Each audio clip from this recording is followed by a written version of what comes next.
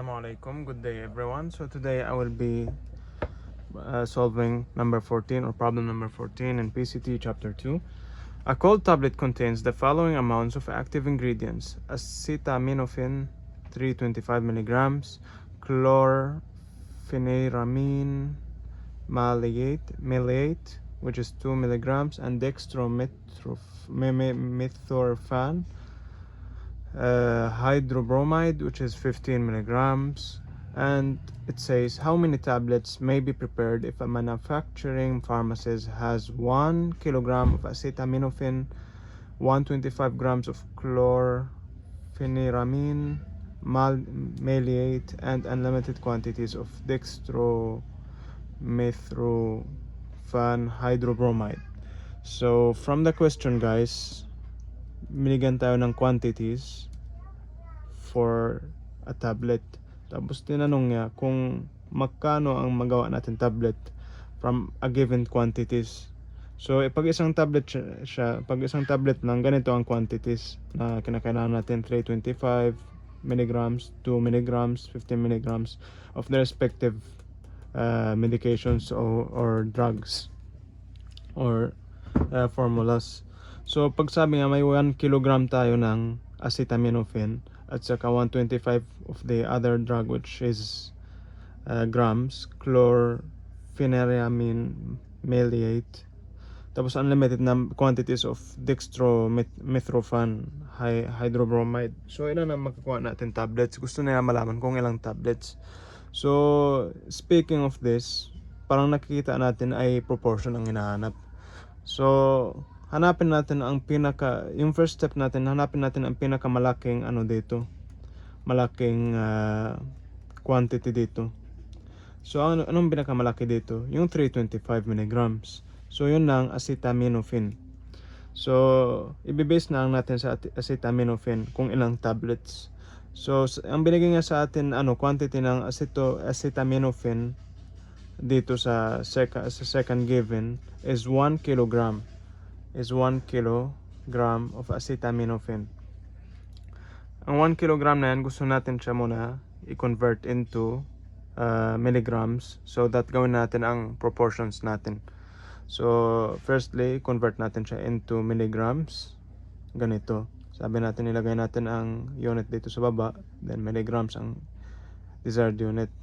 So i-convert mo natin siya to grams, so hindi muna milligrams, so grams muna. Then hanapin natin ang biggest unit which is the kilogram. Lagyan natin ng 1. Then how many grams in a kilogram is 1,000. Then i-times natin na naman, and fraction grams, sa taas naman ay milligrams. So sino ang pinakamalaki?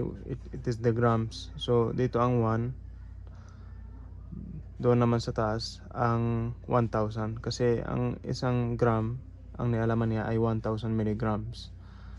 So dito na, ang gagawin natin is i-cancel out na ang kilogram with kilogram and gram with gram, and mathematics na lang ang kailangan. 1,000 times 1,000 is 1 million. Tapos isusulat lang natin siya 10/6. Ang unit naman is milligram.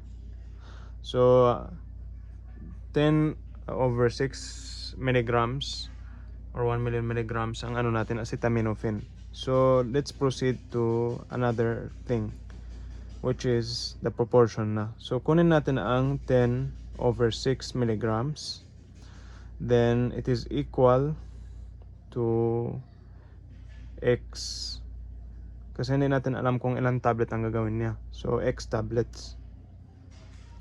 Then proportion, ang isang tablet, how many milligrams ang nialaman niya acetaminophen?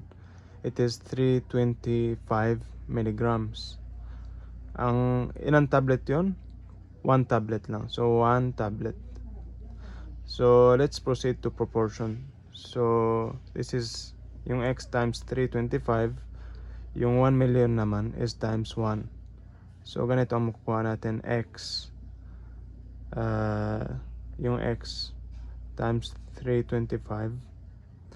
Tapos dito naman yung other side is equal to 1 million. 1 1 million. So yung 1 million, so yung 325 ito, i-move natin dito by division of the two sides, or two sides. So 325 divided by 325 divided by 325. So this will be cancelled out with this. Then ilang tablet na lang makuha natin is itong number. So iso-solve natin.